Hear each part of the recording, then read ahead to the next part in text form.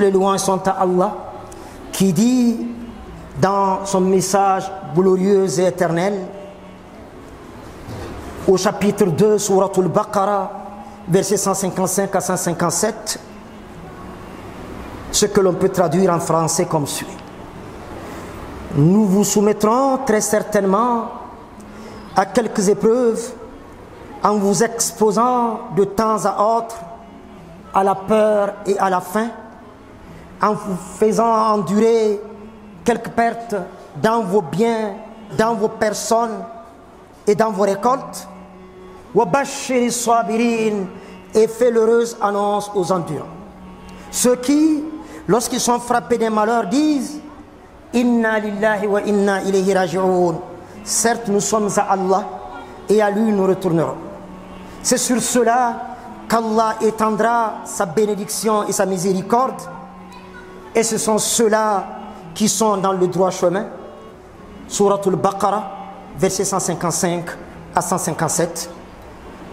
Craignons notre Seigneur comme il le mérite et prenons le soin de tirer les leçons des catastrophes naturelles qui se passent ici ou ailleurs, car en tout, il y a très certainement des signes, des ayats pour des gens doués d'intelligence, que nous soyons de ceux-là, ya Rabbal Alamin.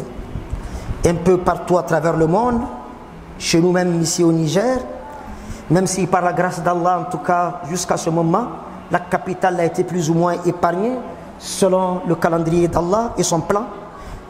Un peu partout à travers le monde, des pluies diluviennes se sont abattues, faisant sortir des fleuves, des lacs, des rivières de leur lit, causant par la même occasion chaos et désolation.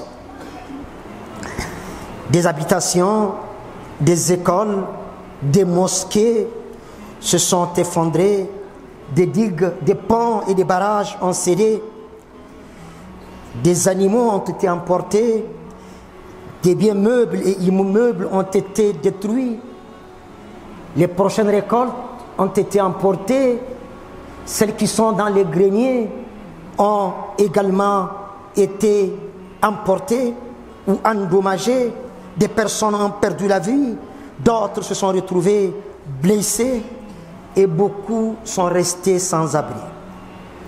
Pour ceux qui suivent l'actualité, vous avez constaté au Pakistan qu'un tiers du territoire est sous les eaux. Avant-hier encore. Avant-hier, justement, on parle de 1100 morts. Qu'Allah les accueille dans sa miséricorde. Revenons au Niger. Selon les chiffres fournis par la Direction générale de la protection civile, comme je l'ai dit tout à l'heure, même si Niamey est encore épargné par la grâce d'Allah et qu'il le reste pour toujours, le Niger avec et la terre entière, on parle, en tout cas selon ce que j'ai entendu sur RFI hier, de 100 000 sinistrés au moins et de 82 morts, qu'Allah les accueille dans sa miséricorde. Ces situations nous interpellent à plus d'un titre et commandent de notre part une certaine prise de conscience à bien des égards. Premièrement, ces catastrophes naturelles doivent nous rappeler l'omnipotence du Créateur et sa capacité redoutable à changer les situations, la permanence et la suffisance lui appartenant exclusivement à lui et à lui seul. Ce genre de situation doit avoir pour vocation de nous intimer à revenir vers Allah en toute repentance et en toute sincérité. Deuxièmement, nous devrons prendre conscience que ces catastrophes naturelles sont du ressort du maître de l'univers, qui rappelle à ces créatures que nous sommes l'omnipotence du Créateur qu'il est. Pas forcément pour nous châtier.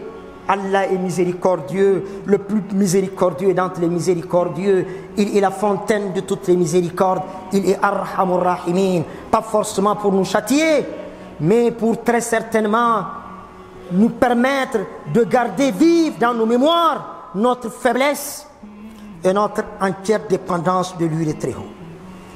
Troisièmement, il est de notre devoir et du devoir de tous les musulmans de tirer les leçons pouvant découler de ce genre de catastrophe, rappelant comment certains peuples qui ont traité leurs messagers d'imposteurs et le message dont ils sont porteurs d'imposture ont été châtiés en toute justice par le détenteur de la justice suprême.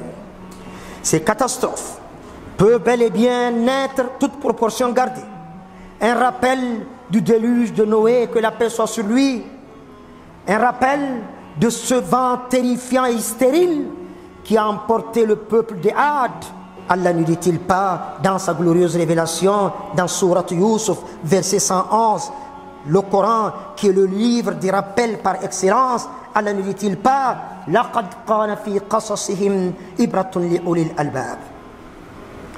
Il y a certes dans leur récit une leçon pour les gens doués d'intelligence.